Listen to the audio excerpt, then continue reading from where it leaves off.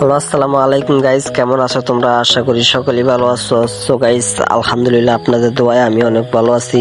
So guys, আমি আপনাদেরকে নিয়ে এসেছি লক্ষ্মীপুর জেলার রায়পুর উপজেলার একটি নতুন পর্যটন কেন্দ্র, যে জায়গাটি লক্ষ্মীপুরবাসীর এক অন্যতম একটুকু স্বর্গ।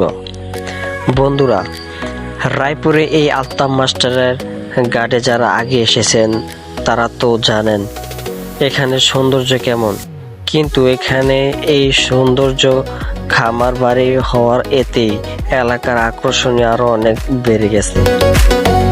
একই সাথে নদীর রূপ আর খামার বাড়ির প্রকৃতি পরিবেশ দুটি একসাথে উপভোগ করা যাচ্ছে।